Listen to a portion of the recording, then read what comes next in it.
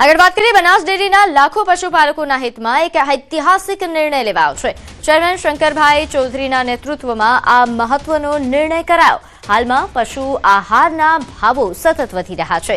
આ પરિસ્થિતિમાં પશુપાલકોને મોટી રાહત આપવા માટે દૂધના ખરીદ ભાવમાં પ્રતિ કિલો ફેટે 15 રૂપિયાનો વધારો કરવામાં આવ્યો છે। આ વધારા સાથે હવે નવો ભાવ 860 રૂપિયા પ્રતિ કિલો ફેટ થઈ ગયો છે। આ નિર્ણયથી પશુપાલકોની આવક વધશે અને તેમને આર્થિક સદ્ધરતા મળશે। પશુપાલકોની સમૃદ્ધિ અને સુખાકારી માટે બનાસ ડેરી હંમેશા પ્રતિબદ્ધ રહી છે। બનાસ ડેરી દ્વારા હાલ દૂધના પોષણક્ષમ ભાવો ચૂકવવામાં આવી રહ્યા છે। તેમ છતાં પશુ આહારના કાચા માલ જેવા કે ડીઆરબી, મકાઈ, જુવાર, રાયડાખોર, મોલાસીસ વગેરે તથા દાળની બેગની કિંમતોનો થયેલ વધારામાં રાહત આપવા બનાસ ડેરીના ચેરમેન શ્રી અને નિયામક મંડળ દ્વારા 27/5/2026 સવારથી દૂધના ખરીદ ભાવમાં ₹15 પ્રતિ કિલો ફેટનો વધારો કરવામાં આવેલ છે। હવે દૂધની ખરીદ કિંમત ₹845 પ્રતિ કિલો ફેટથી વધારીને ₹860 પ્રતિ કિલો ફેટ કરવાનો નિર્ણય કર્યો છે। આગળ વાત કરીએ ફરી સીએનજી ગેસના ભાવમાં વધારો। અદાણીએ સીએનજી ગેસમાં ₹2નો વધારો કર્યો છે। સીએનજીનો નવો ભાવ 88.02 રૂપિયા પ્રતિ કિલો થયો, જ્યારે સીએનજીનો જૂનો ભાવ 88.02 રૂપિયા હતો। સીએનજી ગેસમાં ભાવ વધારાથી રિક્ષા ચાલકોની સ્થિતિ કફોડી બની છે। તો હાલ જે રીતે ભાવ વધારો નોંધાઈ રહ્યા છે, પેટ્રોલ ડીઝલના ભાવ વધારા બાદ સીએનજી ગેસના ભાવમાં પણ વધારો નોંધાયો છે।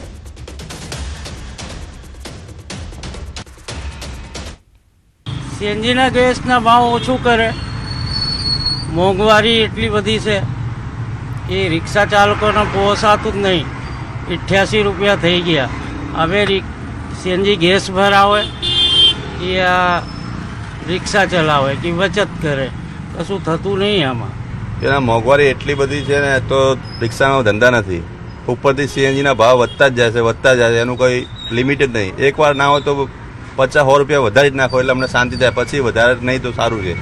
વધતા જ જાય, કેવી રીતે આ સહન કરવાનું?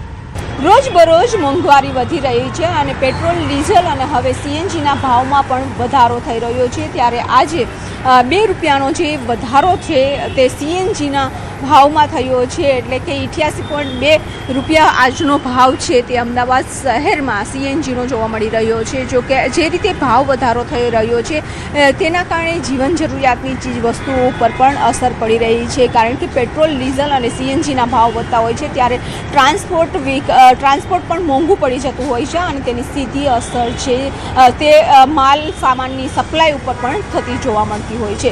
કેમેરામેન ખેંગર રાઠોડ સાથે વી પટેલ, ન્યૂઝ 18 ગુજરાતી, અમદાવાદ। આગળ વાત કરીએ ખેડામાં ખાદ્યતેલની ચોરીનું નેટવર્ક ઝડપાયું। જિલ્લા એસઓજીએ બાતમીના આધારે રેડ પાડી અને 6 આરોપીઓને ઝડપી પાડ્યા। પીપલગ હાઈવે પર આવેલી રાજપુરોહિત હોટેલ પર કૌભાંડ આચરાતું હતું। એસઓજીની ટીમે 4,32,000ના મુદ્દામાલ સાથે પામોલીન તેલના 63 ડબ્બા જપ્ત કર્યા છે। ટેન્કરના ચાલક સાથે સાંઠગાંઠ કરી હોટેલ માલિક અને તેના સાગરીતો આ કૌભાંડ આચરતા હતા। ટેન્કરનું સીલ તોડી તેમાંથી પામોલીન તેલ કાઢીને બારોબાર ગેરકાયદેસર વેચાણ કરવામાં આવતું હતું। બાતમીના આધારે રેડ કરવામાં આવી અને એસઓજીએ હોટેલ માલિક ધનસિંહ રાજપુરોહિત સહિત 6 લોકોની ધરપકડ કરી। નડિયાદ રૂરલ પોલીસે હાલ ફરિયાદ નોંધી છે અને આગળની કાર્યવાહી હાથ ધરી।